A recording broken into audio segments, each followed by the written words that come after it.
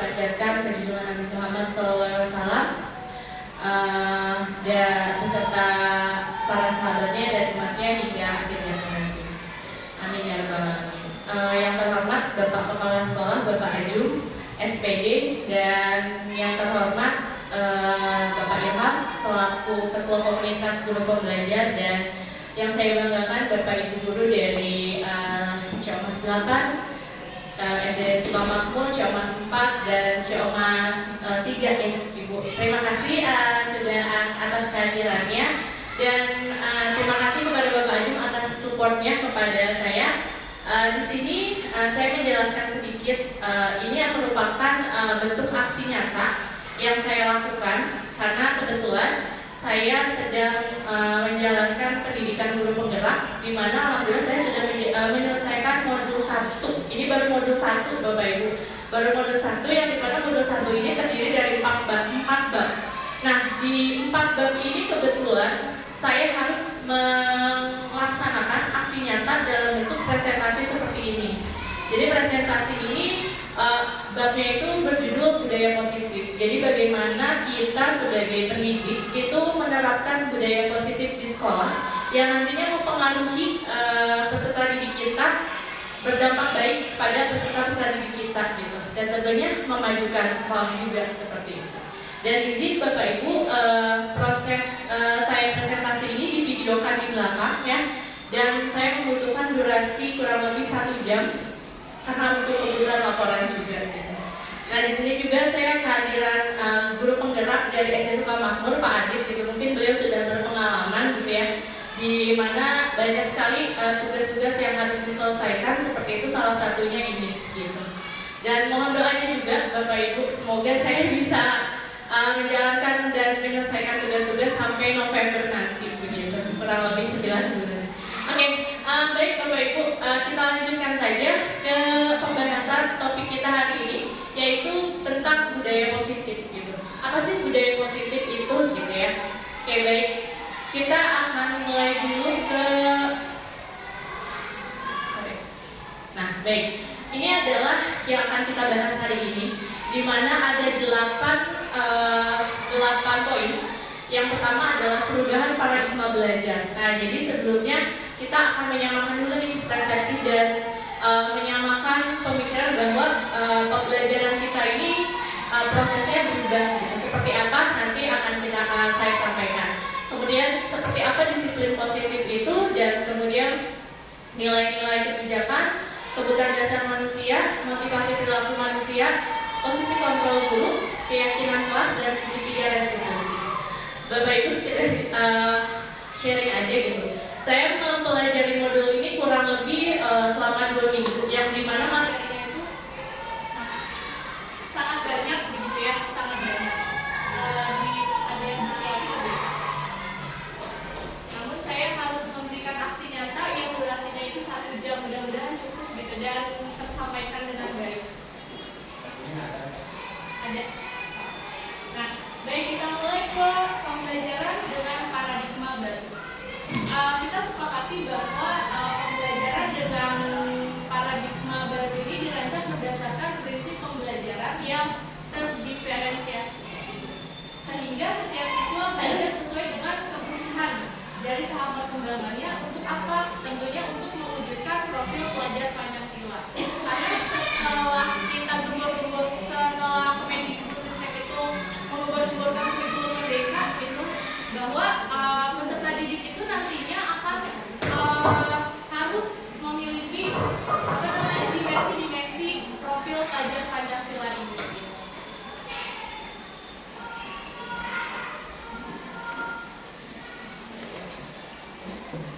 Oke, baik, kita lanjutkan. Nah, ini dia. Disadari atau tidak? Oke, terima kasih Bu Eka. Nah, selanjutnya ke kebutuhan dasar manusia. Bapak Ibu disadari atau tidak bahwasanya manusia itu tidak pandang umur ya, maksudnya dari anak-anak sampai dewasa gitu. Pasti ada yang namanya kebutuhan dasar gitu. Yang pertama itu bertahan hidup. Kita pasti dewasa juga menyadari gitu, kita itu harus gimana caranya untuk bertahan hidup ya, seperti bekerja gitu, cari uang kan, untuk apa lagi kalau tidak untuk bertahan hidup. Dan yang kedua adalah kasih sayang dan rasa diterima. Nah ini kita ini pasti butuh banget yang namanya kasih sayang gitu. Apalagi yang sudah memiliki pasangan pasti kepengen gitu ya, kita disayang terus begitu ya. Dan selanjutnya yang ketiga adalah penguasaan. Nah, penguasaan. Kemudian yang keempat kebebasan, dan yang terakhir adalah kesenangan. Nah, disadari atau tidak, setiap manusia ini pasti memiliki kebutuhan dasar ini dan membutuhkan gitu. Membutuhkan. Nah, inilah yang dasarnya di mana nanti kita akan mencoba untuk menerapkan yang namanya budaya positif. Oke, next. Nah, kita masuk ke disiplin positif ya Bapak Ibu. Nah, dalam budaya kita, kata disiplin seringkali dimaknai menjadi suatu yang dilakukan seseorang untuk orang lain untuk mendapatkan kepatuhan. Jadi kita kadang memerintah anak-anak kamu tidak boleh nyontek, jangan nyontek ya, jangan buang sampah sembarangan. Nah, kita menyampaikan itu untuk apa? Supaya anak itu patuh gitu. Tapi disadari atau tidak kalau di dunia parenting ya Bapak Ibu, kita tuh harus menukar kata jangan dengan kata tidak boleh gitu. Pernah dengar ya mungkin Bapak Ibu ya. Jadi jangan lari, nah diganti dengan jalan aja nak supaya kamu tidak jatuh. Nah gitu. Nah itu yang seperti itu berarti sudah secara tidak sadar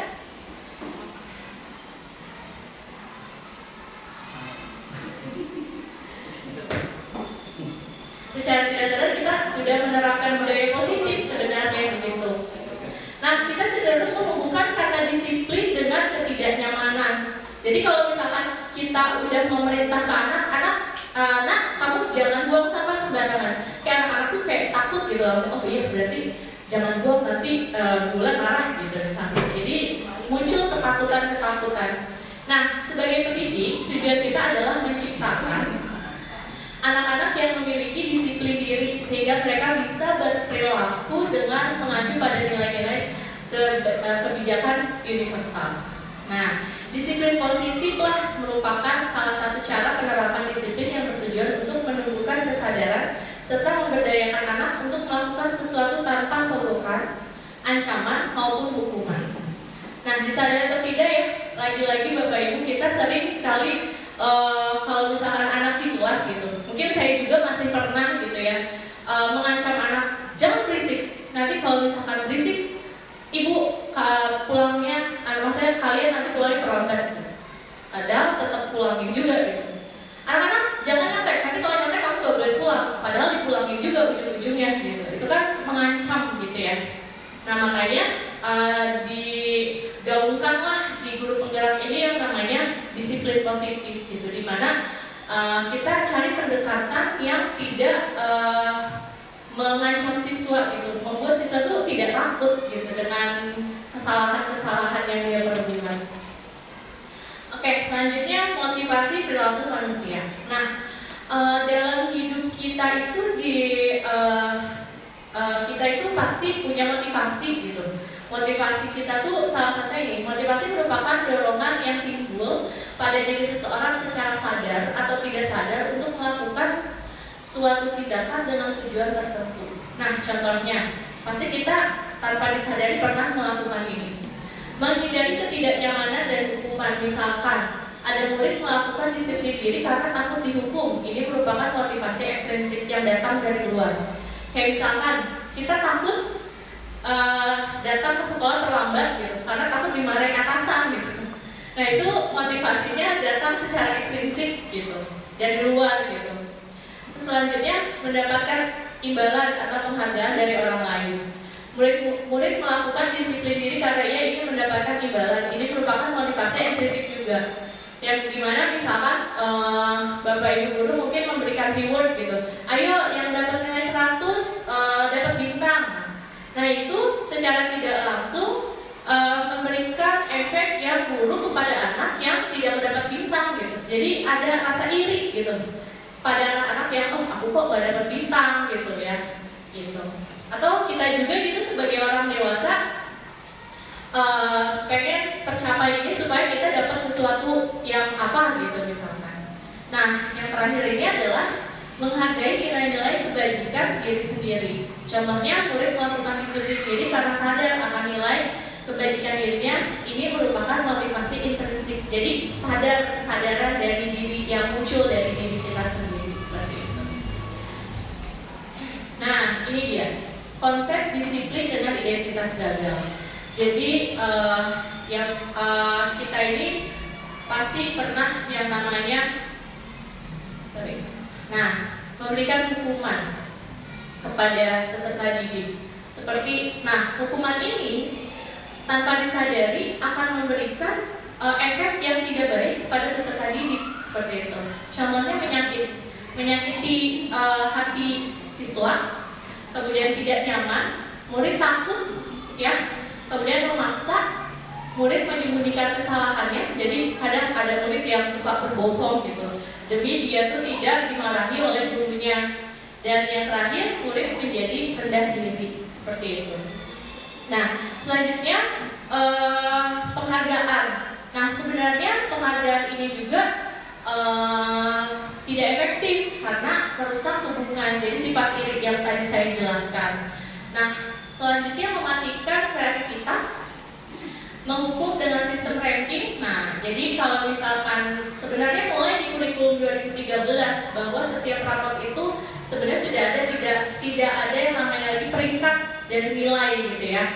Nah, mungkin kalau saya gitu ya, sebelum pembagian rapot menjelaskan dulu gitu kepada orang tua murid bahwasanya di kurikulum Merdeka ini gitu ya, bahwa sudah tidak ada lagi ranking. Nah, sebenarnya itu berlaku di kurikulum 13.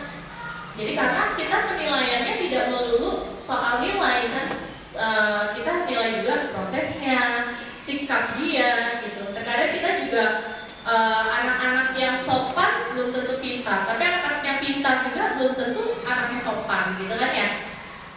Jadi itu sistem penghargaan. Kemudian merampas hak menghargai dirinya. Nah, selanjutnya, ini dia konsep disiplin dengan identitas sukses. Nah, itu ada dua, ada konsekuensi, ada juga restitusi. Nah, mungkin Bapak Ibu baru mendengar nih, sama seperti saya juga baru mendengar istilah kata restitusi. Nah, apa sih restitusi itu? Oke, nanti kita pelajari sama-sama. Mulai dari konsekuensi dulu. Konsekuensi itu sebenarnya adalah konsep disiplin ya, yang dimana nantinya akan berdampak baik kepada anak-anak. Nah, contohnya penguatan jangka pendek, namun ini masih jangka pendek ya. Perlu monitoring keberlanjutan, stimulus respon, murid menghormati peraturan, kehilangan waktu untuk menemukan kesalahan. Jadi kenapa jangka pendek? Karena konsekuensinya itu langsung. Misalkan ketika anak ada yang datang terlambat saat pelajaran olahraga, teman-temannya udah keringetan, terus dia baru datang dengan santainya, dengan segernya, masih seger gitu. Berarti kan guru itu pantas memberikan dia konsekuensi. Silakan karena kamu terlambat, silakan keliling lapangan gitu. Karena teman-temannya juga keliling lapangan gitu ya. Jadi keliling lapangan dulu. Nah, itu kan konsekuensi karena dia terlambat. Nah, beda dengan seperti ini. Saat pelajaran matematika, dia datang terlambat. Nah, guru memberikan hukuman lari di lapangan 10 keliling. Nah, kira-kira itu relevan nggak dengan pembelajaran matematika? Tentunya tidak gitu. Nah, itu namanya hukuman. Kalau konsekuensi dia ada kaitannya. Misalkan dia nggak piket, berarti kamu piketnya besok ya. Nah, itu konsekuensi gitu. Nah, kita lanjut ke restitusi. Pasti dampaknya itu murid bertanggung jawab untuk melakukannya. Fokus pada pemecahan masalah jangka panjang. Kemudian murid menghormati dirinya dan orang lain. Kemudian murid bersemangat memperbaiki kesalahannya. Nah, nanti kita akan saya sampaikan. Konsep disiplin pendekatan restitusi. Ini merupakan sebuah cara menanamkan disiplin positif pada murid, gitu. Jadi kita lihat sama-sama ini pengertian restitusi ya. Restitusi adalah proses menciptakan kondisi bagi murid untuk memperbaiki kesalahan mereka sehingga mereka bisa kembali pada kelompok mereka dengan karakter yang lebih kuat. Kita sudah membahas tentang pengertiannya gitu ya. Mungkin Bapak Ibu nggak cukup sampai yang namanya pengertian, mungkin nanti kita sampai ke pengaplikasiannya langsung gitu ya. Kemudian ini yang namanya ini ada ciri-ciri restitusi. Yang pertama itu bukan menebus kesalahan, namun belajar dari kesalahan. Kadang kita pernah gini, coba gerak kamu teh ya belajar dari kesalahan kamu sebelumnya. Nah, disadari atau tidak, ibu-ibu itu, bapak ibu sudah menerapkan restitusi. Tapi tidak sadar kalau itu yang namanya restitusi begitu. Nah, kemudian memperbaiki hubungan. Jadi kalau misalnya ada anak yang berantem, kalau kita selesaikan dengan cara restitusi, nah itu pasti memperbaiki hubungan antar anak tersebut. Nah, ini tuh namanya restitusi itu penawaran, bukan paksaan. Jadi ditawarkan, kira-kira kamu harus bagaimana setelah melakukan kesalahan gitu. Kemudian menuntut untuk melihat ke dalam diri, mencari kebutuhan dasar yang mendasari tindakan dan fokus pada karakter anak, bukan tindakannya. Dan yang terakhir menguatkan dan fokus pada solusi. Nah, ini dia. Sebelum saya memperlihatkan yang namanya tahapan restitusi, saya akan memberitahu bahwa setiap guru itu pasti punya yang namanya posisi kontrol. Jadi posisi kontrol itu Bapak Ibu dibagi menjadi 5. Di mana yang pertama itu adalah penghukum. Nah, penghukum ini tadi berkaitan dengan yang saya sudah bahas gitu ya, bahwa penghukum itu efeknya ya disiplin positif dengan identitas yang gagal begitu. Kemudian teman, nah kadang kita sebagai posisi guru harus juga menjadi teman kepada peserta didik. Kemudian membuat rasa bersalah. Contoh kalimatnya begini, kamu nih terlambat, jadi bikin ibu bikin ibu terganggu menjelaskannya. Nah itu, jadi anak tuh kayak oh iya saya terganggu ibu belajar. Nah itu jadi membuat anak tuh merasa bersalah. Nah kemudian pemantau.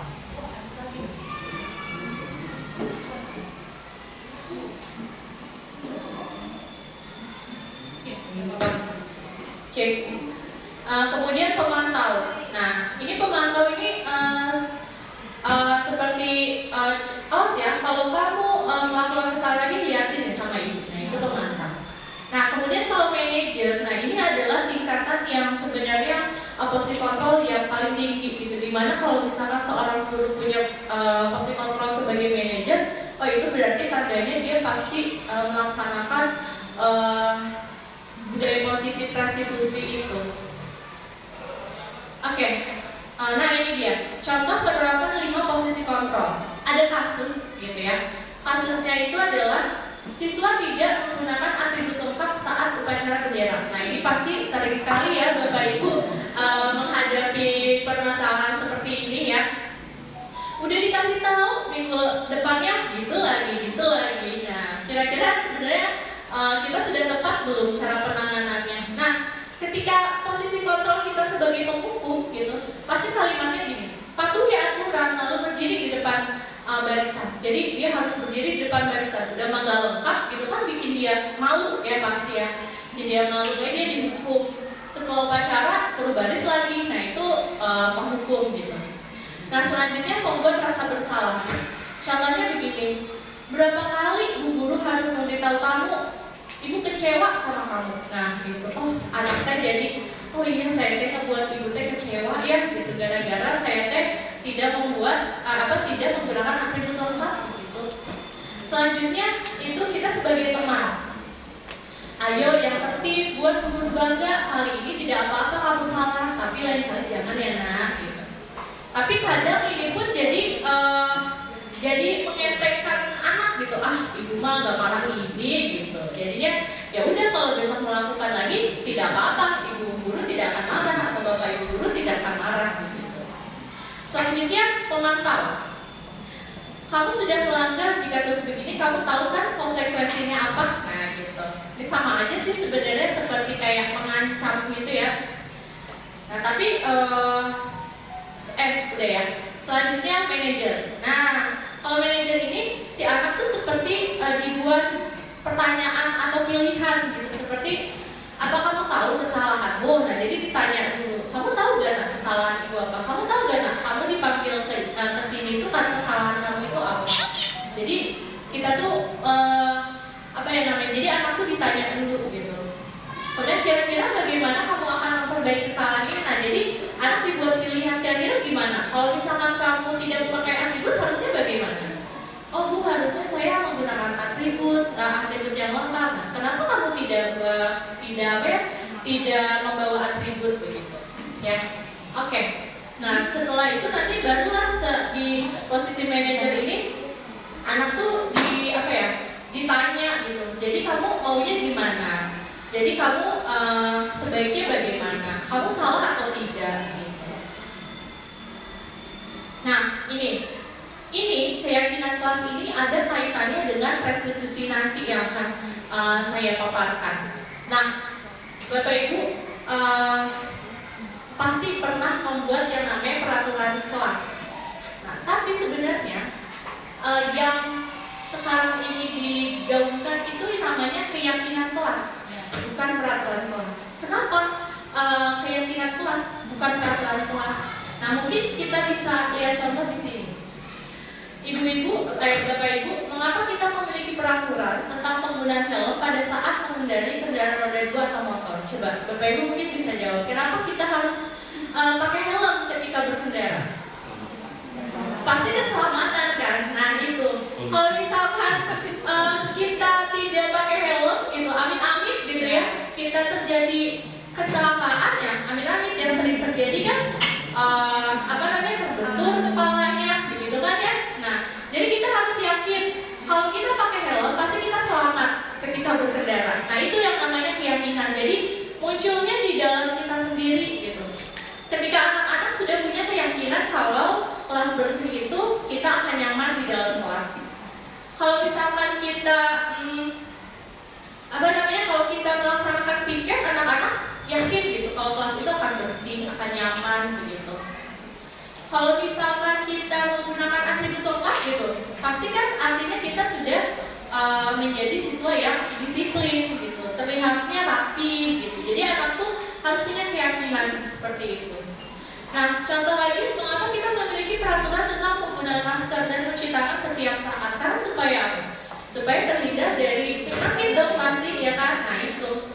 Jadi kita tuh harus punya keyakinan. Keyakinan tuh datangnya dari mana? Ya dari dalam hati gitu. Coba ngomongin hati gitu ya. Padahal ya, jadi kita harus punya benar-benar keyakinan bahwa ketika kita pakai helm saat berkendara kita pasti selamat. Ketika kita pakai masker di kerumunan orang gitu, insya Allah virus itu tidak masuk ke dalam diri kita. Ketika kita cuci tangan gitu dan kita makan gitu, itu kuman-kuman yang ada di tangan itu akan mati saat kita cuci tangan gitu. Nah, kita lanjutkan. Nah, contoh keyakinan kelas itu bersifat positif. Hindari kata jangan, karena jangan membuang sampah sembarangan. Nah, itu hindari kata jangan. Jangan mencoret meja, jangan. Nah itu. Jadi kita ganti dengan kalimat yang lebih positif. Dan kalau misalkan positif itu pasti dalam begitu ke anak. Contohnya disiplin waktu. Disiplin waktu itu contoh kalimat keyakinan kelas, harus singkat gitu, jangan panjang-panjang. Kan kalau dulu mungkin jangan datang terlambat ke sekolah. Nah itu peraturan. Nah kalau keyakinan kelas disiplin waktu. Disiplin waktu itu mencakup berbagai hal. Misalkan ketika kita ulangan gitu, anak-anak waktu ulangan 90 menit. Jadi kamu tidak boleh ngobrol saat ulangan. Nanti kalau misalkan setelah 90 menit kertas lembarannya dikumpulkan gitu. Kemudian contoh lain adalah belajar dengan antusias dan penuh semangat. Nah, hindari kata jangan menyontek ketika ulangan. Itu kan dampaknya negatif gitu ya. Anak takut, aduh kalau saya nyontek saya gimana ya gitu. Selanjutnya ketiga, saling menjaga kebersihan dan keindahan. Kalau dulu itu jangan membuang sampah sembarangan gitu ya. Ya, mohon maaf. Kita lanjutkan ya. Dan yang keempat itu saling menghargai sesama teman. Nah kalau saya di kelas, saya kebetulan mengajar kelas 5, itu banyak sekali kasusnya ketika anak meledek nama orang tua. Nah itu pasti kan, aduh ini lagi sambil menunggu ya. Nah orang tua, nah itu sebenarnya berarti anak-anak tuh tandanya belum punya keyakinan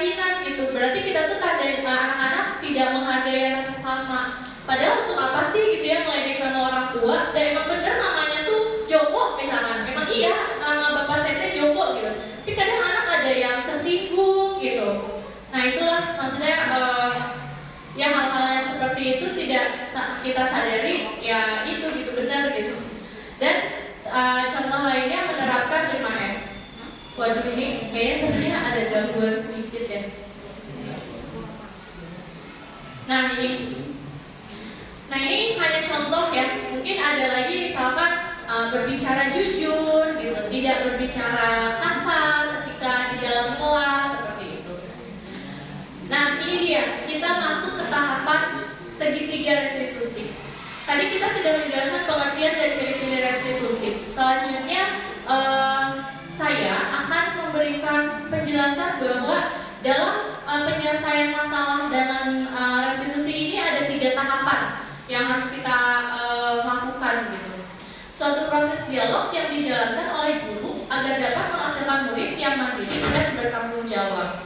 Yang pertama itu menstabilkan identitas. Ketika ada anak yang salah, kita panggil baik-baik.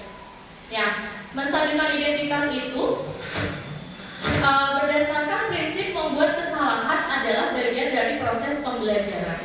Kita tahu ya Bapak Ibu bahwa belajar itu sebuah proses gitu. Terkadang anak yang tidak pintar di SD itu dia berkembang di SMP. Tidak berkembang di SMP, dia berkembang di SMA. Tahu-tahu dia jadi pengusaha sukses ketika dewasa. Nanti Bapak Ibu yang sudah berpengalaman mengajar puluhan tahun pasti, oh kamu teh dulu yang gak bisa perkalian gitu ya. Tiba-tiba jadi pengusaha sukses gitu misalkan ya. Contoh menstabilkan identitas. Kata-kata yang kita sampaikan itu anak-anak, ibu gurunya, Bapak Ibu pendidiknya begini. Membuat salah itu wajar anak-anak. Nah, gitu kan ya.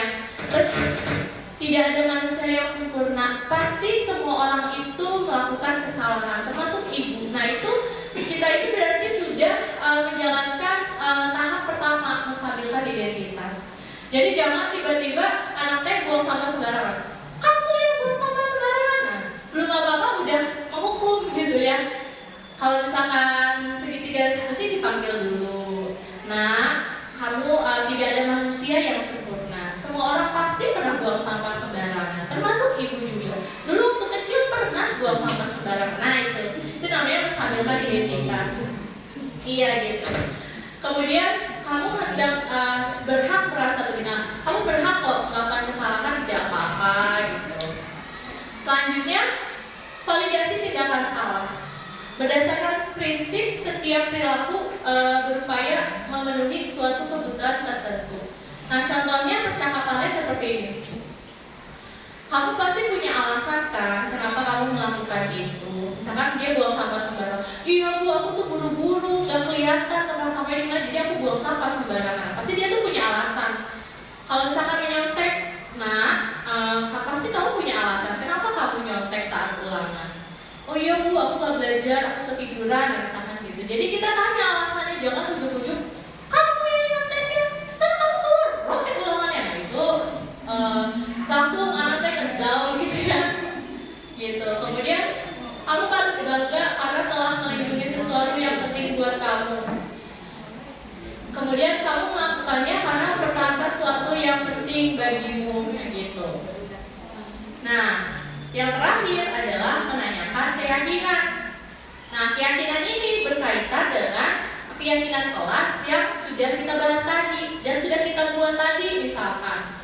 Nah, untuk sebelum kesini, untuk keyakinan kelas sendiri, tadi saya lupa membahas bahwa keyakinan kelas ini bukan guru semata-mata guru yang membuat, tapi atas kesepakatan murid bersama.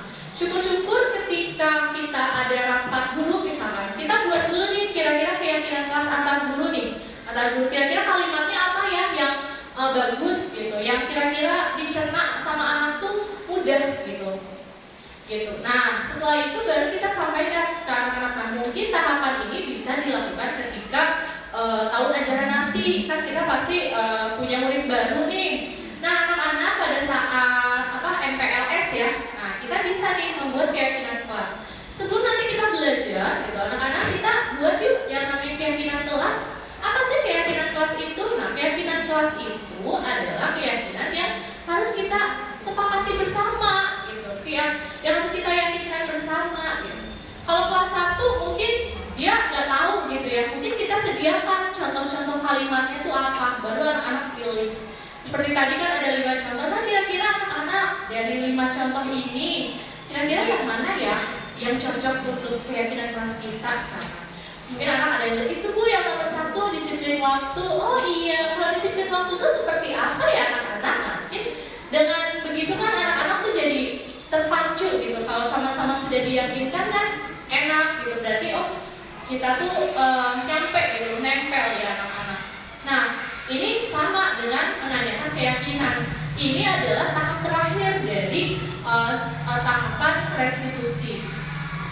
Nah, ini contohnya, nah gini kayaknya. Kira-kira kamu tadi buang sampah, keyakinan kelas apa yang sudah kamu langgar, nak? Terus nilai-nilai apa yang telah disepakati bersama? Kamu ingin menjadi orang seperti apa?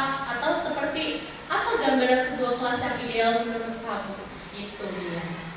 Nanti izin saya menayangkan video ya. Jadi saya punya kemarin ada tugas bahwa saya harus membuat penerapan segitiga restitusi ini terhadap peserta didik saya. Nanti mungkin bisa jadi gambaran bagaimana kita sebagai guru gitu ya menyelesaikan masalah terhadap peserta didik kita. Di sini saya bicara bukan berarti saya udah sempurna, oh tidak, saya masih jauh dari kata sempurna gitu. Tapi setidaknya jika ada hal yang harus disampaikan gitu, insya Allah bermanfaat untuk Bapak Ibu guru semua gitu ya. Nah, ini dia penutupnya, alhamdulillah. Tapi sebelum ke penutup, ya saya akan menyampaikan dulu video dari budaya positif yang segitiga restitusi. Izin ya Bapak Ibu saya perlihatkan.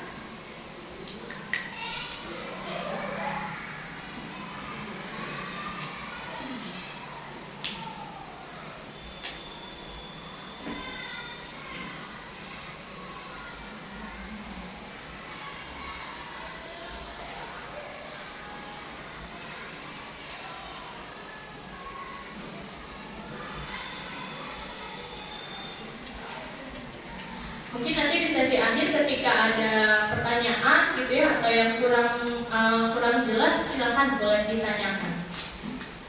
Nah ini tugas saya.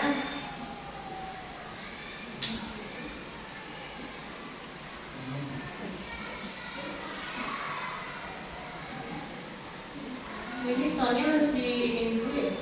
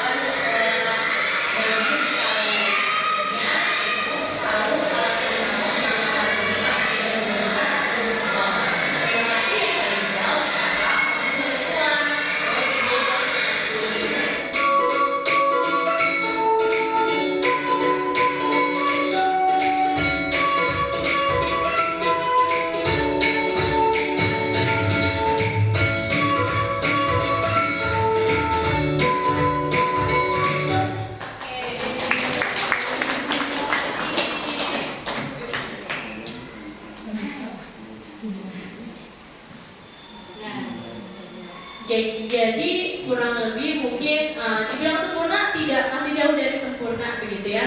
Tapi setidaknya kita ada gambaran bahwa oh ya restitusi itu seperti itu gitu, bahwa ada 3 tahapan yang dimana ketika kita melakukan restitusi itu yang pertama pasti harus menstabilkan identitas terlebih dahulu begitu ya.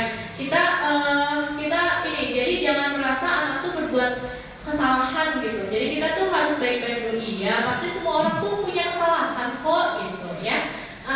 Selanjutnya validasi tindakan yang salah. Jadi divalidasi dulu, benar gak sih nih anak tuh berbuat salah gitu. Jadi tadi seperti tadi Farizal, kamu di kesini tuh pasti tahu dong gitu ya. Tadi kamu tidak menggunakan atribut tepat tuh pasti ada alasannya kenapa. Nah, pasti dia tuh cerita gitu. Cerita bahwa katanya tadi dia ketiduran gitu. Itu hanya ini sih, hanya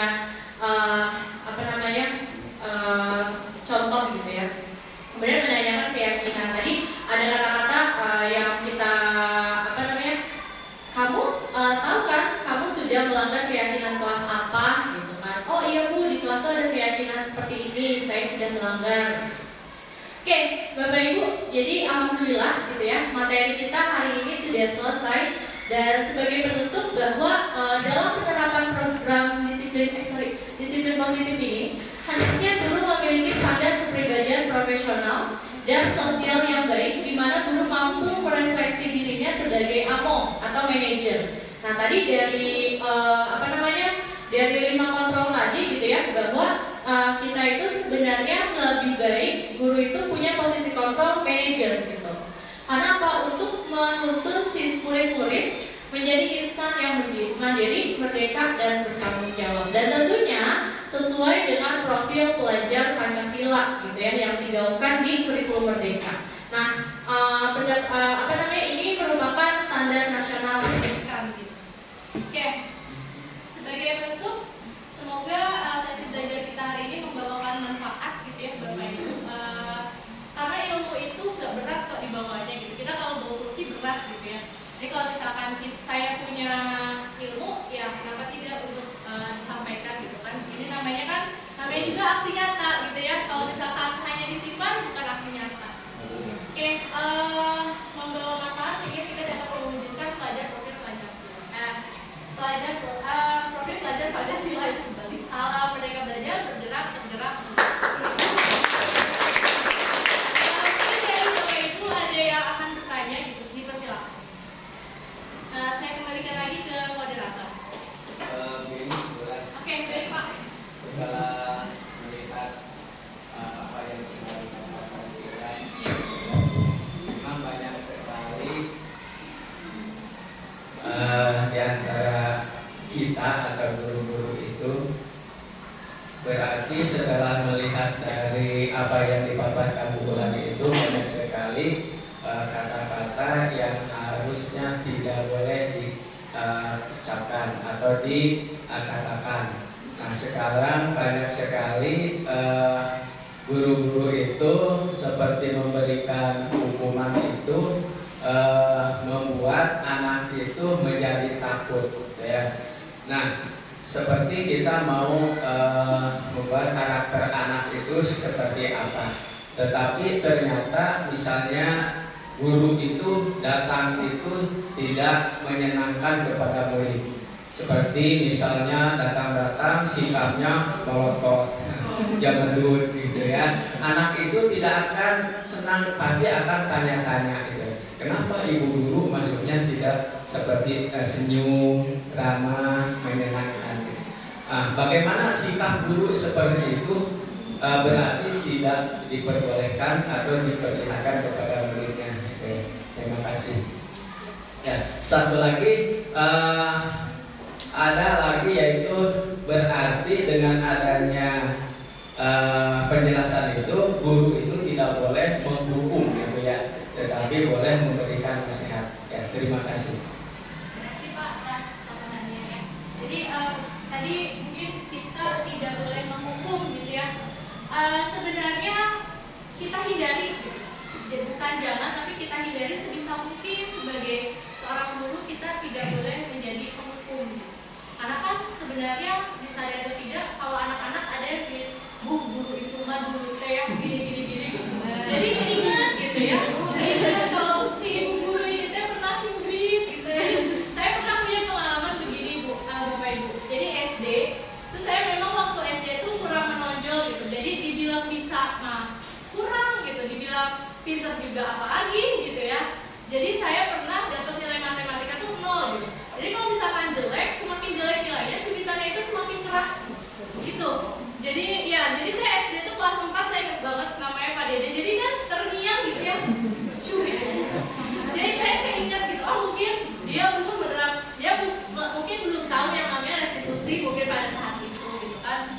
tahun berapa gitu ya, maksudnya ya itu gitu. Jadi anak kalau misalkan diperlakukan kasar pasti akan teringat gitu sampai dia besar nanti gitu. Jadi nempel gitu, yang nempel tuh malah itu gitu ya. Jadi saya ingat banget kalau nilai 60 cubitannya sedang lah gitu.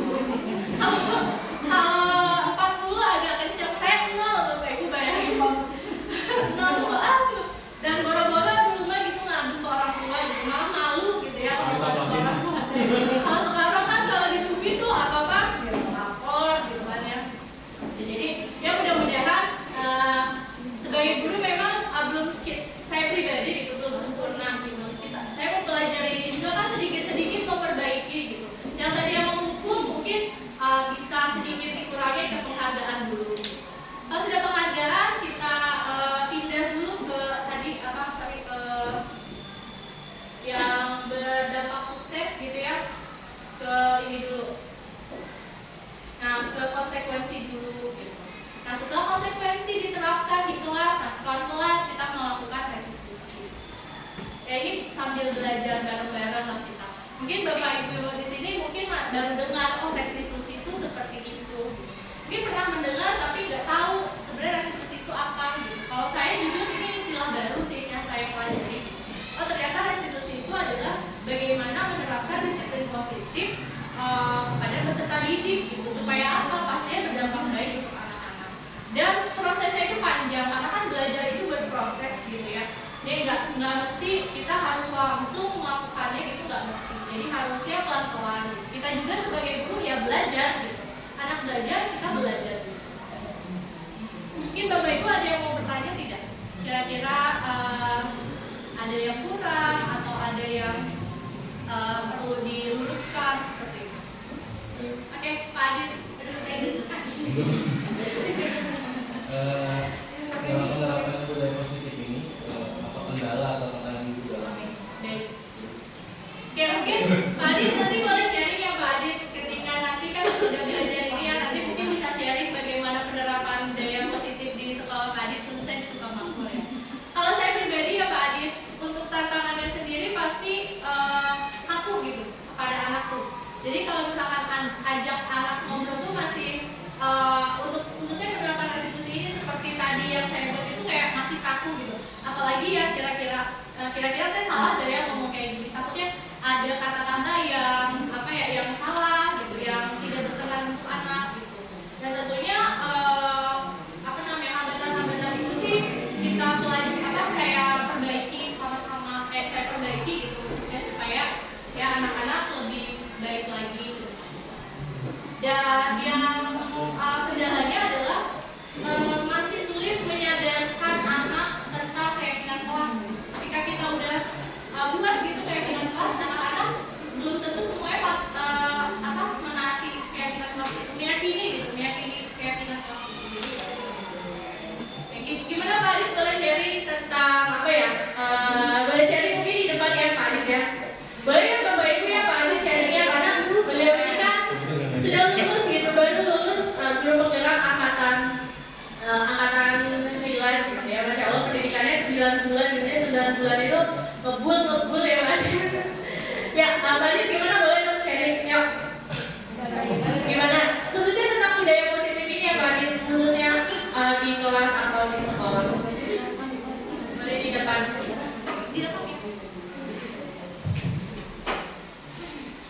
Bismillahirrahmanirrahim. Assalamualaikum warahmatullahi wabarakatuh. Waalaikumsalam. Pertama saya menyesal bertanya.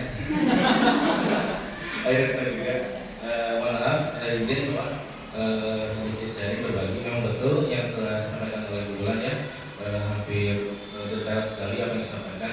Jadi memang intinya ini sesuatu yang baru yang sama sekali belum pernah saya dapati sebelum saya melaksanakan pendidikan guru penggerak. Nanti kedepannya banyak lagi yang harus kita laksanakan. Untuk yang di modul 1.4 ini memang cukup berat ya bulannya karena harus ada diseminasi ini menyampaikan hasil nyata yang telah kita pelajari kepada rekan sejawat. Untuk yang telah saya laksanakan di Sukamakmur memang penerapannya cukup alot ya, maksudnya kita tidak bisa langsung menerapkan secara tiba-tiba, butuh penyesuaian pendekatan termasuk terhadap rekan sejawat juga gitu. Karena menurut mereka juga kan ini hal yang baru, apalagi di sana kan baru saya ya dengan guru penggerak gitu. Dan kalau di Gugus 3 sudah lumayan banyak. Nah untuk itu pertama saya melakukan bersama bulan ini bagaimana saya menyampaikan kepada pimpinan dan rekan-rekan sejawat penerapan budaya positif yang saya rasakan di Sukamakmur. Memang untuk yang pertama keyakinan kelas itu betul. Jadi kita mencoba itu muncul dari siswa. Jadi kita tidak boleh istilahnya muncul dari guru gitu. Guru yang menentukan harus seperti ini seperti itu. Nah, jadi memang mencoba menggali potensi yang ada dari siswa termasuk keyakinan kelas tadi. Jadi siswa sendiri yang berpikir bagaimana kita melakukan hal-hal yang positif, yang kita sebut disiplin positif di kelas ataupun di sekolah. Nah untuk restitusi betul sekali sebenarnya kita sudah melaksanakan, cuman istilahnya mungkin yang baru yang asing gitu ya. Seperti kita memanggil siswa yang tadi terlambat atau siswa yang kadang malas mengerjakan tugas, lalu kita ajak diskusi sebenarnya kan, mencari akar masalah.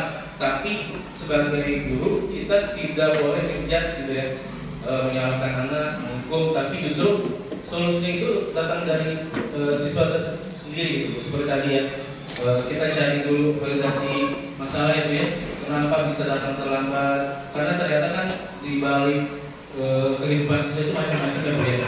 Ada yang dari faktor keharmonisan keluarganya, ekonomi, dan lain-lain. Jadi itu sangat berpengaruh terhadap kondisi siswa saat masuk sekolah. Nah, jadi kita tidak boleh langsung menuduh anak itu, wah ini anak malas karena anaknya gitu. Tapi ternyata setelah kita gali di restitusi, akhirnya kita tahu, oh ternyata anak ini terlambat, bantu ibunya ke pasar dulu karena mau jualan. Gitu.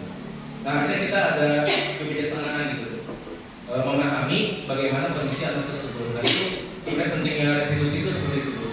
Dan nanti solusinya munculnya dari siswa tersebut, karena dia yang sebenarnya tahu masalahnya itu di dia dan dia harus bagaimana gitu. Kita hanya sebagai penuntun, karena di guru gerak itu guru hanya menuntun Bu. Guru tidak bisa menciptakan, guru tidak bisa menjadikan.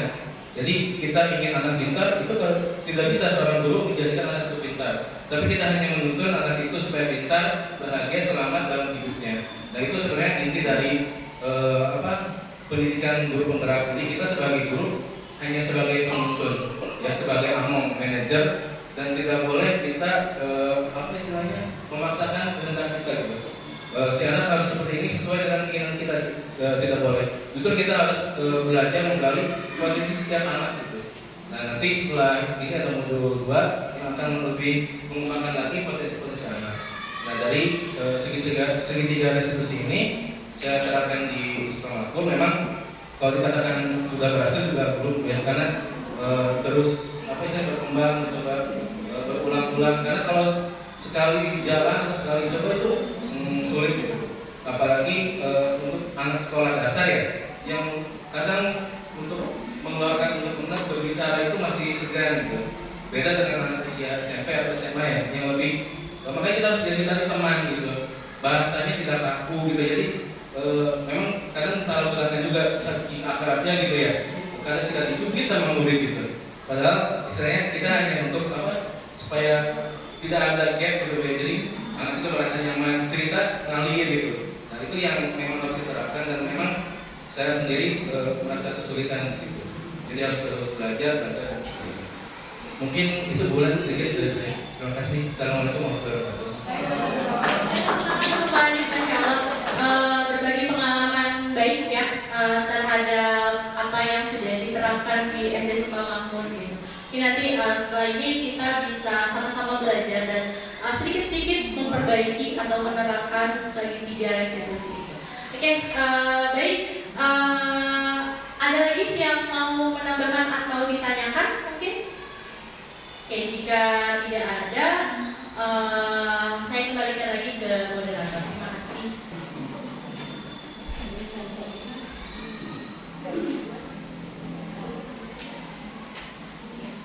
Terima kasih atas pemaparan presentasi dari Bulan yang sangat bermanfaat hari ini. Semoga kita dapat banyak wawasan baru dalam budaya positif di lingkungan sekolah. Semoga workshop hari ini dapat memberikan inspirasi dan motivasi bagi kita semua. Amin ya robbal alamin. Alhamdulillah acara workshop hari ini berjalan dengan lancar. Mohon maaf jika ada kekurangan dalam acara ini karena sejatinya kesempurnaan hanya milik Allah Subhanahu wa taala.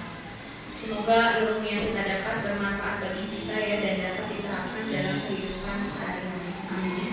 Untuk yang belum pulang, ini ada link daftar hadir, bisa di scan di HP dan untuk